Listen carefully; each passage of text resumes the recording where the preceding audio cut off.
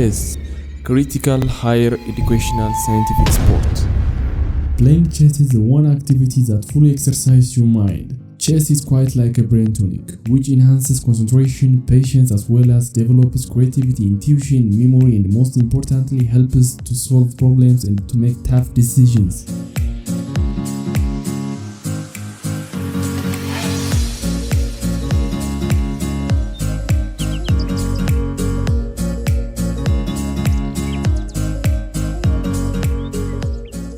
A chessboard consists of 64 square space. There are files, which are the columns going up and down, pointing at you and your opponent, and marked from 1 to 8. And then there are ranks, the horizontal rows from 8 to 8. Each of the 64 square space is identified by the combination of a number of a file and a letter of the rank.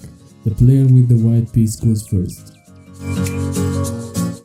Now the first piece we are going to discuss is the rook. You can remember easily by remembering hero chess. It's placed at the corner of the board, which are a1 and h1 for one player, a8, h8 for the other. The best thing about rook is that they can move any number of free squares both vertically or horizontally. But remember one important thing, rooks can't jump over pieces. Next we will take a closer look at the horse or knight. Knights are placed on squares b1 and g1 for one player and b8, g8 for the other. They move in an L-shaped pattern, 2 squares horizontally and 1 square vertically, or 1 horizontally and 2 vertically. Unlike rooks, knight can jump over the other pieces.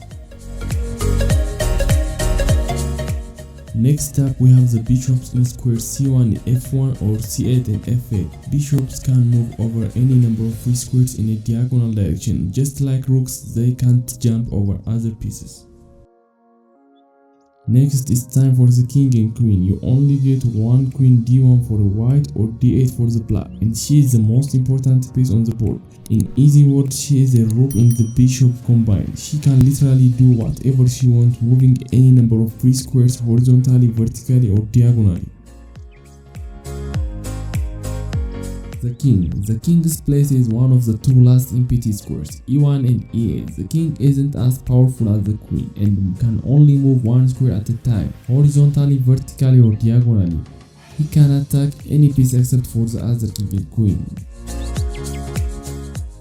Finally, we have a whole row of pawns to shield your other pieces. They take the row from a2 to h2 for one player and a7 to h7 for the other. Pawn moves one square forward with one exception. The first time they move, pawns can go forward either 1 or 2 squares, but no more of that. After the first move, only one square at a time for the rest of the game. The only way for the pawn to capture the piece is when that piece is placed one square forward and another one to the left or right of the pawn. Now, since you walked this far in this video, I wanna give you one extra bonus tip, and this bonus tip is the D or E pawn is the great way to start and open the center of the board. The best follow-ups after a couple of pawn moves are knight and bishop to claim the center.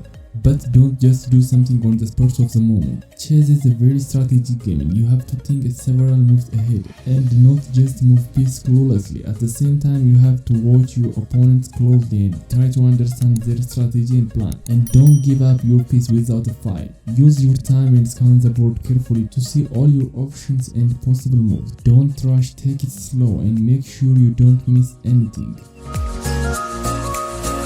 If you understand how to play chess this much, the next step will be understanding of chess opening. Click the video on screen to win fast in chess, and the tips and tricks on that video will blow up your chess level. Check it out, you will not regret at all. Thank you so much for watching. We are heroes. Don't forget to like, share and subscribe, and I will see you in the next video. Peace!